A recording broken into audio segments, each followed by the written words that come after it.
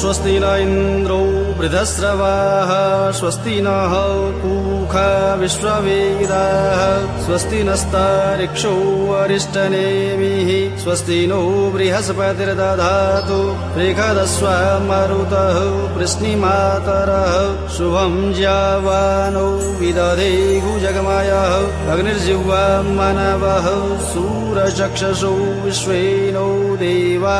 अवसागमन्निह ॐ भद्रं कर्णेभिः शृणुयाम देवा भद्रं पश्येमाक्षभिर्यजत्राः स्थिरैरङ्गैस्तुष्टुवागुंसस्तनूभिर्व्यसेमहि देव हितं यदायुः ॐ शतमिन्यो शरदो अन्ति देवा यत्र नश्चक्राजरसन्तनूनां पुत्राशो यत्र पितरो भवन्ति मानो मध्यारीरिखता युगन्तोः अदितिर्द्यौ प्रदितिरन्तरिक्षमदितिर्माता सपिता सपुत्रः विश्वे देवा अदितिः पञ्चजना अदितिर्जातमदितिर्जनित्वम्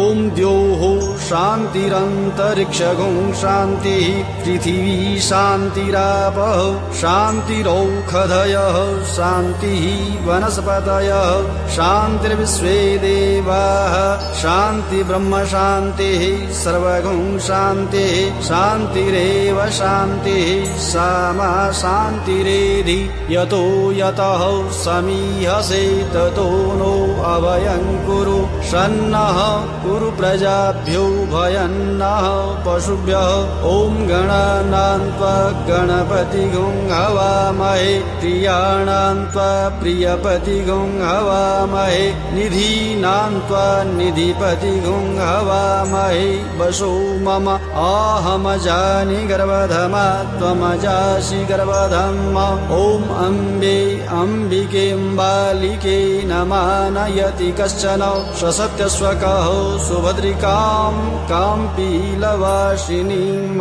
ॐ श्रीमन्महागणाधिपतये नमः ॐ लक्ष्मीनारायणाभ्यां नमः ॐ उमामहेश्वराभ्यां नमः ॐ वाणीहिरण्यगर्भाभ्यां नमः ॐ सचीपुरन्दराभ्यां नमः ॐ मातृपितृचरणकमलेभ्यो नमः ॐ इष्टदेवताभ्यो नमः ॐ कुलदेवताभ्यो नमः ॐ ग्रामदेवताभ्यो नमः ॐ स्थानदेवताभ्यो नमः ॐ वास्तुदेवताभ्यो नमः ॐ सर्वेभ्यो देवेभ्यो नमः ॐ सर्वेभ्यो ब्राह्मणेभ्यो नमः ॐ सिद्धिबुद्धिसहिताय श्रीमन्महागणाधिपतये नमः पुष्पाणि आदाय गणपतेर्ध्यानम् ॐ सुमुखश्चैकदन्तश्च कपिलो गजकर्णकः लम्बोदरश्च विकटो विघ्ननाशो विनायकः धूम्रकेतुर्गणाध्यक्षो